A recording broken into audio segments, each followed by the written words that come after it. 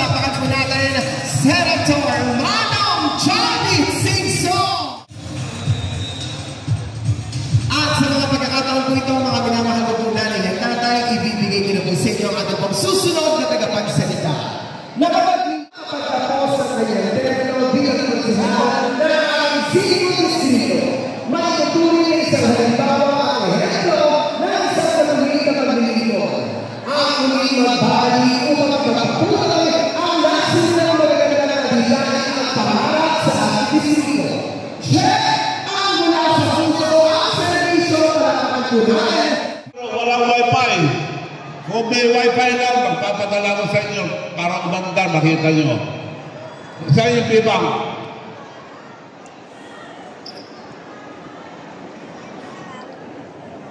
Ito yung bagong bangko ng basa. Bibang. Bibang.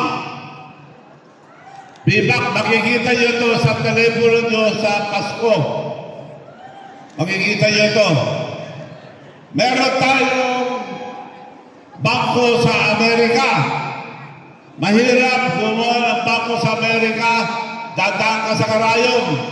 Meron tayong napurma na bangko ron, bilang bangko internasyonal. Meron tayong bangko lokal. Meron tayo ngayong bangko sa nasyonal. Yan, diba? Bangko ng masa. Dahil makikita nyo yan, pindutin nyo lang. Tingnan mo. Lagay nyo pangalan nyo, download. Sandali Yung mga anak nyo, alam yan. Sandali. Download nyo, picturean nyo sarili nyo. Meron na kayo kagad bank account. Makakatanggap kayo lahat ng premyo sa Pasko. Nabutan ko, kakaumpisa pa lang yan. Yan ang bangko ng basa. Maganda to. Madaling subukan sana ngayon kung may wifi. So matagal pa naman ang eleksyon, kung makita-kita tayo sa labas, may wifi, makapagpapadala ko. Pero next month, makakapagpadala na ako dahil meron na kayo lahat bank account. I-download mo lang yan. So, pag meron kayo, hindi na kayo kailangan pumunta pa sa bangko. Pag pumunta kayo, madedelay lang kayo. Maraming requirement kayo. Maraming walang bank account. Ngayon, kami ang magbibigay sa inyo lahat ng bank account. Libre, hindi na kayo pumunta pa sa bangko. So, masusubukan natin sa Pasko, mga kaibigan. At matagal na ako naging gobernador, ako presidente ng mga gobernador sa buong bansa. Mayor, ako presidente lahat ng Mayor's League of the Philippines. Councilor, naging councilor ako buong bansa. Ako presidente nila. Inayos ko lahat. Tinanggal ko lahat ng grabe korupsyon. Yung Mayor's League, nung pumasok ako, ang daming utang. Hindi maisara yung accounting. Tinanggal ko lang ng grabe korupsyon. Iniwan ko, marami kami natulungan ng bayan. Iniwan ko, nag-iwan pa ko ng 40 million. Nabayaran ko lang ng utang. Yung Councilor's League, maraming councilor sa Metro Manila. Ganun din, hindi masara yung accounting. Puro grabe korupsyon. Ang dami namin ang tulungan na bagyo, na sulugan. Nag-iwan pa ko ng 100 milyon na sobra. Kaya tinanggal ko lang ng grabing korupsyon. At nung araw, yung mga di pa nakakilala sa akin, mahirap mag-gobernador. Tumakbo ko gobernador sa Ilocos Sur, 7 beses akong hinambos. Pinagbababaril ako, namamatay yung mga kasama ko. Hindi ako mapatay-patay. Granada lang sinapon yung last, ikapito. Habang sumasayaw ako, binarto ko ng 2 granada. 16 ang patay sa third floor. Tinamaan ako doon sa kamay lang dahil nagkataon matama yung kasayaw ko. Kung payat yung kasayaw ko, patay na ako. So, mahirap ako. So, kami ang pinakamagulo. Ordinaryo lang patayin ng mga mayors noon. Provincial commander. Yun lang ang namatayan ng probinsya, ang provincial commander. Patay din, pinatay din. Judges, congressman, lahat. Araw-araw patayan. Pero ngayon, kami na po ang pinakamatahimik sa buong bansa. Ngayon, nung nag-governor ako, siyempre kami pinakamahirap dahil nag-alisan lang ang tao, walang investor, walang negosyo. Takot ng mga tao dahil ang hari-hari doon yung mga private army. So kami pinakamahirap. Ngayon, kami na ang ikalimang pinakamayaman na probinsya sa buong bansa. Kaya tumutulong na lang ako sa iba. Kaya tumakbo kong senator dahil ang dami pa rin red tape. Ako ngayon, meron programa ang gobyerno, modernization program ang mga electric vehicles. Sumasakay kayo sa mga jeep. Magkakasakit kayo lahat. Ang sabi ng gobyerno, wala na yung jeep. Pero pwede kung electric aircon, 22-seater, 6 na kayo, total of 28 passenger, at aircon, kopyahin mo yung iconic look at jeep para di na mawala yung tsura ng jeep. Ginawa ko po yun. Ginawa ko sa Korea, dinala ko na rito. May faktorya tayo sa Korea. Marami. May faktorya ko ng electric vehicles, motorcycles, tricycle.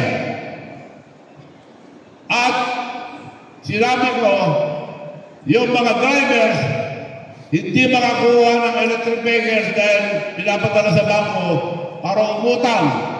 Tapos mag-down payment ng 500. Tapos may porsyento. So kako, kay Presidente, matagal na ang programa yan, ilang dekada na ako, hindi magawa-gawa. Ngayon, hindi na kailangan pumunta ang driver sa bangko. Ako ang magkapital lahat ng electric vehicles, electric tricycles, electric motorcycles, zero interest. No down payment, zero interest. Saan kayo nakakita na magpautang ng bilyon-bilyon, walang interest? Wala pa. Ako lang ang lumulo na magpapautang ng bilyones na walang interest. Kaya ang partido ko, Independent LL, 4 L. Lakas loob, loko-loko. Kaya pag binuto niyo ako lang ang loko-loko, papunta sa Senado, at ako lang loko-loko ron, kasama ko kayo, kasama kami ni Mayor Yorme, na magpatanggal lahat ng loko-loko sa gobyerno. So, hindi ko na patatagalin, marami pa yata magsasalita. Marami pa sana akong kukwento, pero matagal pa naman ang eleksyon. Babalik ako para magpagkwentuhan sa inyo lahat. At antayin niyo ko, ang unang gagawin ko sa Senado, siyempre, saan ako papunta? Balang araw, senior citizen na ako. E di siyempre, ihanda ko na kayo. Gagawa na ako. Priority ko, mga senior citizen. At ang unang gagawin ko, UBI. Ginagawa na sa ibang bansa. UBI. Ano ibig sabihin nun? Universal Basic Income. Sa ibang bansa, mayroon na yan. Kaya yung tupad-tupad, marami hindi nabibigyan, kung minsan nawawala, kung minsan napuputungan, nababawasan. Gagawin ko na po batas yan.